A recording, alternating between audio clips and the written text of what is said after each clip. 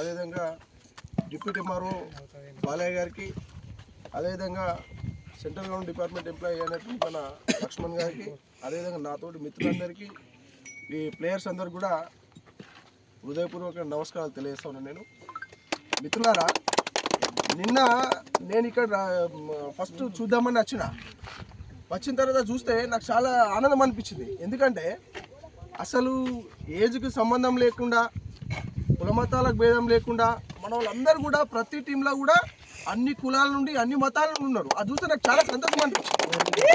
అది చూసిన తర్వాత నాకు ఏమనిపించిందంటే అసలు ఇక్కడ నుంచి పోవాలనిపించలేదు. అంత నిన్న కూడా నేను ఇక్కడ టైం కేటాయించాను, ఈరోజు కూడా కేటాయించాను. చిన్న పనులు పోయి వచ్చినాము. చాలా బాగా అనిపించింది. ఇదే గేమ్స్, ఇదే క్రికెట్ కానీ వాలీబాల్ కానీ నెక్స్ట్ ఇంకా ఏ గేమ్స్ అయినప్పుడు కూడా ఇక్కడ కాకుండా ఇది మన ఊరికి చాలా దూరం అయింది.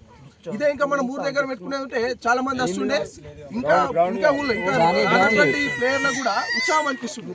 కాబట్టి రాబోయేటువంటి రోజుల్లో ప్రస్తుతం మనకు ముందు ఎలక్షన్స్ ఉన్నాయి కాబట్టి వెంకటరెడ్డి మామ గారి సహకారంతో, మీ అందరి సహకారంతో రాబోయే రోజుల్లో మన ఊరికి దగ్గరలోనే ప్లే గ్రౌండ్ ఏర్పాటు చేసే బాధ్యత మేమందరం కూడా తీసుకుంటాం.